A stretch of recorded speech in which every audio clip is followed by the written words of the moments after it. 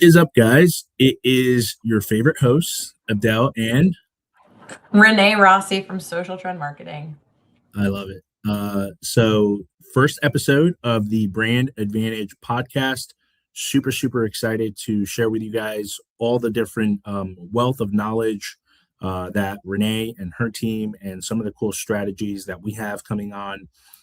Really, the goal of all this is to share so many different topics in regards to the growing trends on social media, digital marketing, obviously the day and age of AI and how that is switching and transitioning so fast, probably faster than anything we've ever seen.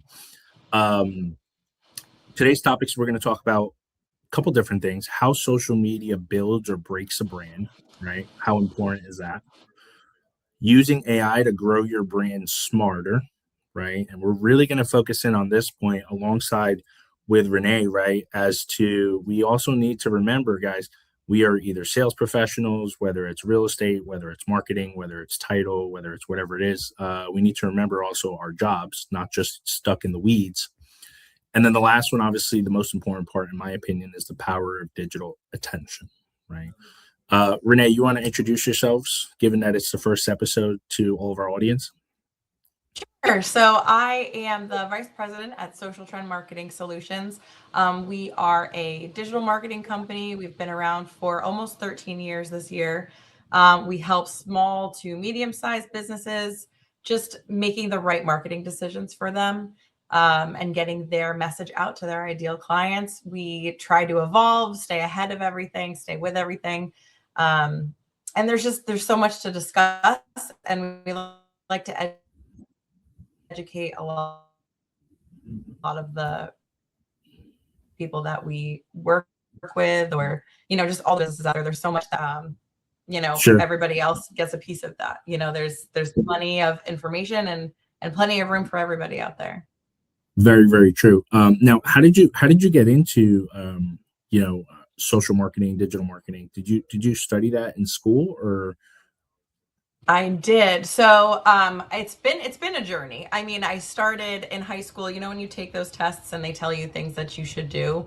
So I think my top ones were like flight attendant, news anchor, and something else. And I was like, well, I guess I'm friendly, so I can talk to people. And then once I found out what PR and marketing was, I was like, well, there it is. So I went to the UConn School of Business for actually entrepreneurial business management, because it encompassed everything.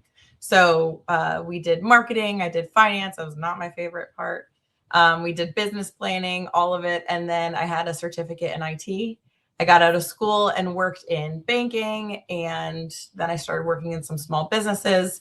They pushed me into the marketing side of things because sales and marketing, starts to go hand in hand. And I jumped on board with Dawn about 9 years ago and became a specialist in Google Ads. So I am certified in search, display, video, any Google advertising I'm certified in, and we are actually a Google partner. So we get to beta test a lot of the stuff that they're utilizing, and it's been an adventure. So yeah. That's so awesome. So you, unlike probably most people, actually used your career or used that diploma that's on the wall. My degree. Yeah, my parents are thrilled, actually. Yeah. Well, I'm sure you're thrilled too, because that game with UConn the other day. Oh my gosh, that was insane. The scream, I scrimped when that shot happened. That was so sick. I was in the car. We were on our way back. We were visiting my in-laws, and I was like, "Oh, no way! Did he just make that?" Yeah, crazy. So yeah, that was crazy.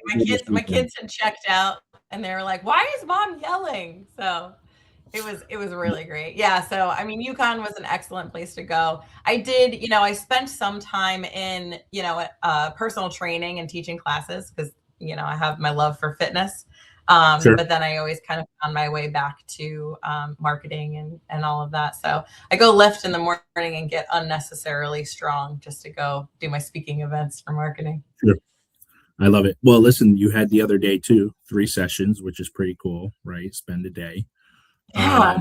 Yeah. So what are you kind of noticing, right? So obviously, I think we could probably start off with probably social media, right? I think social media happened to be is pretty much somewhat of the core for many people. It's probably, if you're a small business owner, the first thing you usually gravitate to, just because technically you don't need to spend money to start in social, right?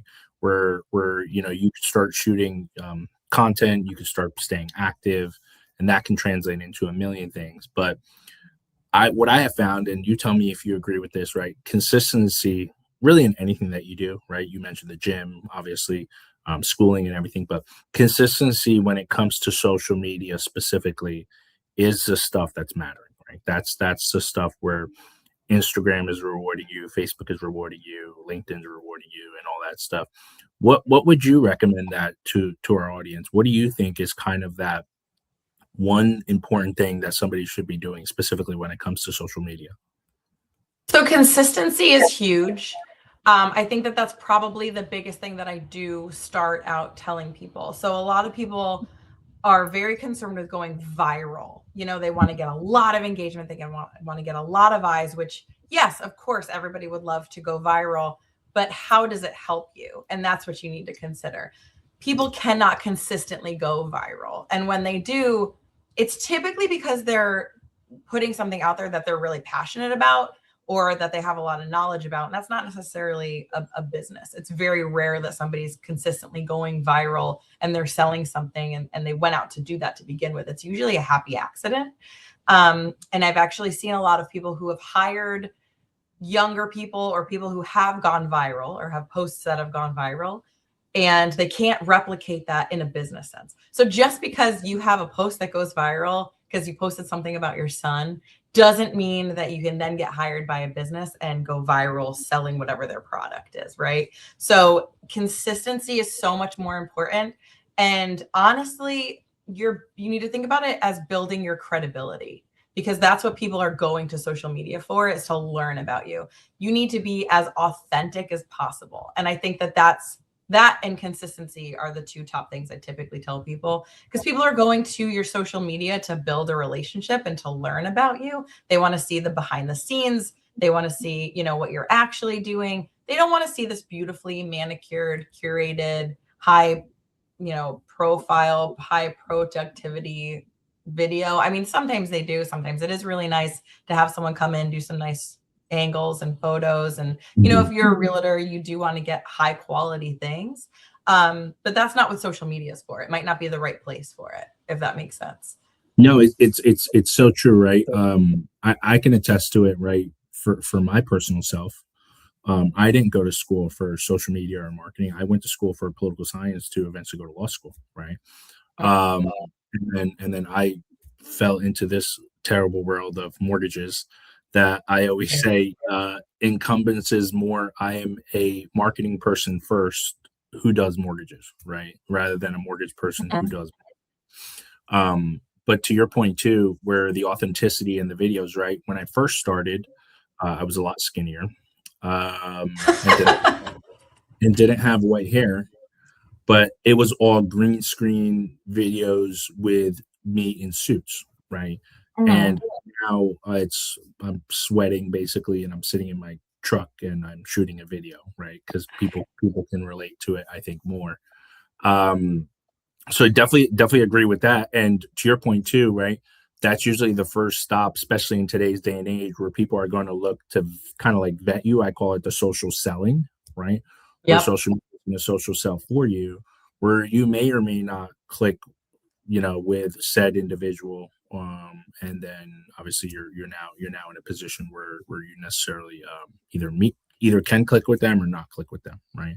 A lot of times even our approach when we're meeting with clients or when we're meeting with potential loan officers or partners, our approach is SCTE. So social is actually first. So it's social, then call, then text, and email to get to know them and articulate that. And I like that. Now, social media also, obviously, there's some potential opportunities for obviously, lead flow, right? Talk to us a little bit about that, right? Because obviously that you guys don't just do Google Ads and Google pay-per-clicks. You'll also help business owners, one, amplify their profile, right? But then Yes. also train them on how to run their own ads with success, right? Without spending X amount and then saying this sucks because I'm getting no leads because you're fishing in a large ocean instead of a small lake, right? So talk to us Yeah. a little bit about that.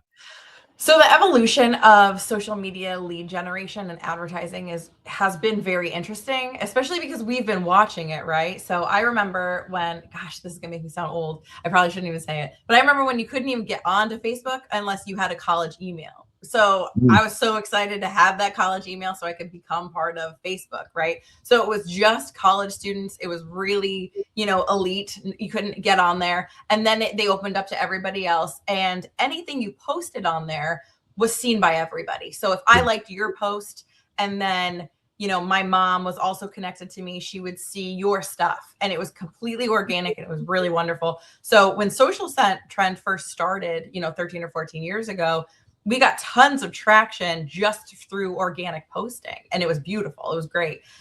It got to a place where then you had to pay. So if you want to show up on anyone's feed that is not already following your business, you have to pay to play. And mhm, there's different levels of this, right? And most business owners are familiar with this. Anyone who's posted on social sees those things saying, hey, this post is doing really great. Why don't you boost it? Boosting stuff is great. It's a way to dip your toe into, that paid advertising, but you really have to dig into the ad manager, like you were saying, to get quality leads. And we've noticed you don't have to spend a ton on Meta to get in front of a lot of people. You do have to spend a good amount to get leads. So that's yeah, where the difference is. So you have to figure out what's appropriate. Are you going to use it for brand awareness? Because a lot of people are just going to see your brand on Meta and are not depending on who your target demographic is. So that's part of the conversation we have with some of our clients because we mm, do run ads for them on different media platforms, but we have to say, what exactly are you going to get from this? Are people actually going to call you here, or are we just getting your brand in front of people? So then when they do Google you later, they recognize your brand and then they'll call you. Because when you pull up, Google searches, how do you decide who you're going to call? It's usually the people that you recognize, right? So you want to make sure your brand is coming up in a bunch of different places where they're also going to be. you brought up a huge point. The difference between, specifically on social media, right? The difference between spending a couple of dollars to boost ad awareness versus the difference of spending a couple of bucks for actual lead generation, short form, people filling it out, right? Yeah. I personally, right, as a professional, I am not a fan of boosting posts and stuff like that because I don't want what you said earlier, right? Like that one viral post or whatever, or that one reach of people. We certainly cater to the latter of understanding that it might be a little bit more costly, but at least I think it's more of the consumer that I want to be in front of, right? Are you guys kind of having those same conversations with your clients if there's a specific spend, like, hey, I think it's more appropriate for us to not do it to boost this really fancy video that you paid a videographer, blah blah blah, blah, rather than shifting it to, or a combo of both? What do you kind of think works? Well, I think a lot of it too is putting those in the right places, right? So if you're spending all this money on a video, yeah, you can put it on your Facebook. You should put it on your Facebook. You should put it on your Instagram. You can put some money into that. But if you're making a really high quality video, that should actually be going on YouTube. And that maybe you should be putting money into video advertising so it's showing up on people's 80-inch television instead of their phone that they're just going to scroll by in 2 seconds. So I think it's more of a discussion of where your ideal people are and when you should be spending that money on those things. I was at actually one of the speaking events I did. One of the people who were talking, they were talking on, billboards and placing your stuff in community advertising. And they were saying your storytelling shouldn't be happening on a billboard or an ad next to a baseball field. It needs to be Mhm. short and sweet, right? So you need to think about that across everything. When am I storytelling? So you can do a little bit of storytelling on social media, but it has to grab someone's attention or they're going to scroll by. You need to just get enough attention to get people to your page. And one of the things I do try to, emphasize, your your website is your storefront, right? It's your digital storefront. You have to have a website. Everybody pretty much does now. Some people do still try to use like Facebook as their website. But then you're competing against a lot of other noise, right? You're competing against your competitors and all these other people. You want a website, and you need to consider Facebook, Instagram, LinkedIn, TikTok, YouTube, Google Ads. Anything you're doing needs to be a vehicle to get people to your website. And that's how you need to be thinking about this. How am I getting people to where they can focus on my message? It's a great point. Where some people till this day have their websites routed to Facebook and stuff like that. And it's somewhat of a turnoff, right? Especially people like us who know it. But I love that you're bringing it up, because I think it piggybacks into our second topic on that power of digital attention, right? Where like, why websites, why videos, why your Google presence, why it's so important, right? So your average consumer, and I don't even know what's the appropriate ages nowadays, right? Because we're evolving so fast. So like with social media, I feel like everyone's on social stuff like that. But then obviously the power of digital attention, you guys are not just doing social media, you're obviously doing a full-blown brand awareness package, for lack of better words, for that business owner, right? Talk to me, like, what do you think, if I'm a business owner right now, what's like the first thing I need to be doing? Should it be my website? Should it be my social? Should it be videos, Google presence? What do you think that business owner should be really focusing on first? So first of all, and this is pretty wild, and I think a lot of business owners need to consider this as well. So usually we sit down with people and say, what kind of budget do you have? And I can't tell you how many people go like, I don't know. And that's a really huge question that you need to answer. So business owners need to pay attention to needing to develop a budget. So I want to say that a good rule of thumb, they typically say, if you're B2B, your budget needs to be 5 to 7% of your annual revenue, and I believe it's gross. If you are B2C, which is business to customer, it needs to be closer to 7 to 10%, because you need to be doing more. And you need to also consider not just what your revenue was last year, but you need to consider, what do you want it to be? How am I going to present myself as that size company that can take on all of these people? So you need to figure out what your budget is and what you can handle. Obviously, you shouldn't be going under doing marketing, but you have to devote that to marketing. And that needs to include your budget for Google, your budget for the company you're hiring, your chamber, events, or, memberships to different things. So that's very important. Most importantly, you have to have a website. There is no ifs, ands, or buts about it. Even if you are, you have a brick and mortar store, you have to have a website. Everybody researches things. I just went into a small business in LBI when we were doing a Southern Ocean Chamber event, and they were saying, I'm a boutique. I'm open half the year. I didn't think I needed a website. You do, because people are planning their visits. They're going to say, well, I'm going to go out to dinner. I would love to go shopping after. Where are we going to go? If your website's not coming up, or it says it's coming soon, is your store open? Is your store coming soon? How long have you been there? Are you ordering things? So it says a lot about your business alone, just to have a landing page. And it doesn't need to be a lot, but it needs to function. And it needs to load, because it takes people less than a second to decide if they're going to work with the business based on if it's loading or not. Yeah. It's so that's true. Huge. That's number one. Next, I do always, and everybody knows it. When people are researching businesses, you type it into your whatever engine you use to search for things, your social media. You want to make sure they're legitimate, that they're there, they're showing up. So that is a bit of a caveat where make sure you have a Google business page, because that's where people are going to do reviews. And that's huge too, because we all rely on other people's experiences. So you need to have reviews. You need to get those reviews.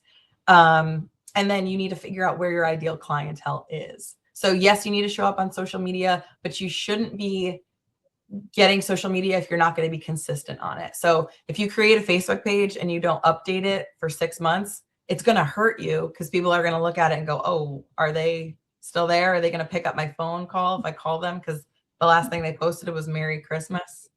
So, you have to make those decisions, but you need to show up in those places. And then figuring out where you invest your advertising in is next. I have a special place in my heart for like Google Ads, but Google Ads, SEO, that's all really important. You need to figure out how to budget in there. Even with AI and things changing, a lot of the people that we have had invest in SEO for years are the ones who are doing the best in AI now, because AI, the chatbots are pulling them up because they've done so much organic building on the backside, and now it's paying off.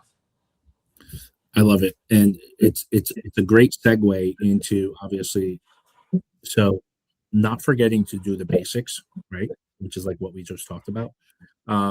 But I think now, if it's the analogy I'll use it, and I say this a lot, is like when you're building a house, right? The foundation needs to be super strong, because if you add a bunch of stuff on top, it's going to crumble, right? Just like any business model, just like any home. So basically, first thing is identify who's your audience, right? And then most importantly, is your message going to be consistent, right? And then from there, you layer it through your website, through your social media, through your Google My Business profile, right? And then to your point too, which is so important, right, is to constantly update it, right? And it's so simple in today's day and age now, to schedule posts, to put posts out there and stuff like that, where you don't physically have to, like what people assume sometimes, like, how do you post so much? And I'm like, well, I don't know. We put the content together, and sometimes it's live if we're doing a market update because it just happened. And some other times, especially if it's our business page, it's being done automatically, right? Through Teams. So let's dive in, and we'll end on this note on AI, right? Obviously, I'm sure your industry is significantly transitioning and shifting, just like ours, right? Just like really everything. How do you guys suggest that people and business owners should utilize AI to kind of grow that brand smarter? And how are you guys kind of using AI for that content and marketing and stuff? So there's so many different ways. I just did a presentation on this the other day. The biggest part about AI, there are a few different things, but I think a lot of people need to not panic about it, of like giving in, right? Because I think a lot of people are like hesitant because they don't want to use it or give in because it's going to replace everybody. It's not, I mean, it can replace certain things, but you need to figure out how to use it so you aren't being replaced by people who are using it because you're not, right? It just needs to be used to save time, really, is the biggest way to look at it, I think.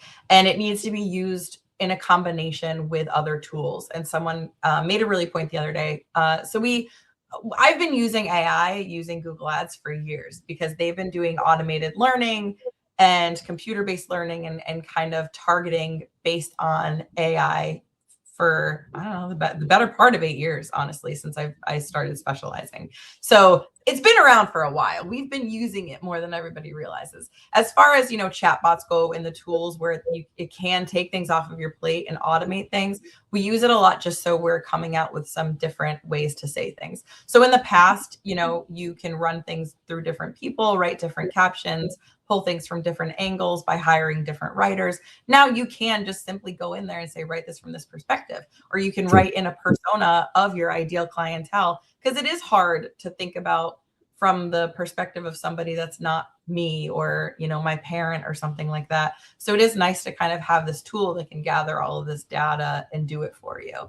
So a lot of our content, we're throwing in there what we've got, and then using AI to prompt, building that content for us just to save some time. But then we do take it and we put it into different platforms where we have more control and can still use our anecdotes and our experience and our, human touch. Because if you just use AI as the endpoint, it's not really going to give you the best outcome. because everyone's starting now. There are so many AI platforms that are using stock photos and scheduling things for you, but everybody's doing it now. So now everybody's posts are starting to look the same. Just like when Canva started putting out like templates, everybody was using the same template because nobody was simply swapping out a picture or a graphic. It doesn't take that much time to just take what AI gives you, tweak it a little bit, make it a little bit more like your message, just like you were talking about that consistent branding from your logo to your website to your social media. You need to keep your voice consistent too. And that's a big part of it is, yes, you can use AI to give you ideas and give you captions and, help you create things, but you have to still get in there and put your touch onto it, or it's just going to become more noise. Yeah, right. Literally right on the money when we have these conversations with our clients and with our partners is, we don't really leverage AI too much in our world for like content creation because we do Mhm. so much content already. And you said it best, that authenticity and putting that human touch, right? And I think that's the biggest part, right? We're using it much more with efficiencies and tracking KPIs and then giving us at least maybe if the loan officers wanted to use it for content ideas, right? But then you yourself, I think you heard me say this before. I despise um, the video avatars with AI stuff. I think it like Yeah. really takes away personal elements. I tried it at one point too, and I thought it was cool. But then I'm like, well, clients are also not getting me, and I'm not that busy to not shoot a 15, 20 It's second video. it's just Um, not there yet. Like AI can do a lot, but it's not there yet. yeah, yeah, very, very true. Um, okay, I love it. So recapping everything that we had, social media, most importantly, is hypercritical. That is going to be really, I think, the decision maker with people going with you or not. Um, Google presence, of course, right? I always say the analogy of before I go to a restaurant because we like to try different things and we eat out way too much, right? I'm sure we everybody does. Guilty. Uh, Yeah. but you search, right? You search restaurants near me, and then you're generally going by reviews. You're going by pictures, photos, and then in some instances, right? If you're stuck down from 100 choices to two, you're probably clicking on their website and then maybe trying to get a sneak peek of their menu or maybe get a sneak peek of events because we're always looking to throw cool events and stuff like that.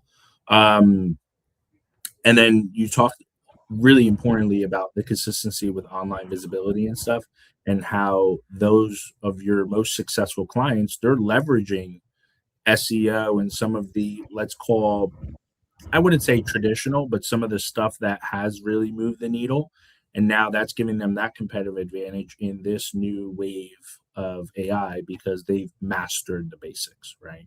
um, Absolutely. Anything else that you think is important for the audience to remember while we wrap up? The biggest thing, I mean, there are so many of us out there, right? There's so many competitors, and you always want to stay ahead of your competitor. I feel like everyone just needs to remember the reason why you're doing social media and using social media is to help people get to know you. Because why is someone going to choose me over my competitor? It's going to be because they get to know me. And if they get along better with my competitor, great, good. Their relationship is going to be better. They're probably going to go farther. You want to make sure that you get the good clients and the ones that really match with you. And that's why that authenticity and that relationship building is so important. So social media needs to be about really communicating who you are and your message and your business because it's the only place that you can truly do that. And that's what you need to take into the core of your messaging there. I love it. I love it. Well, this was awesome. Um, It we are, was. yeah, we are definitely going to be doing this consistently. I think we also are going to be bringing on several of Renee's successful clients, also kind of sharing a lot of the different stuff. One of the biggest things, right? Renee and I always share that sentiment of a lot of people out there are talking about this stuff, and a lot of people are actually showing how they're actually doing it, and seeing a lot of the stuff that that social trends is doing in general and collaborating. And I would love next time for us to talk about networking and the power of how that has kind of helped infiltrate your brand, not just from a digital perspective, but obviously in person too. So Yeah, well, this was awesome. Definitely look forward to this. If you guys have any questions, our contact info is going to be below. And let's make it a great day. Talk to you guys soon. Bye.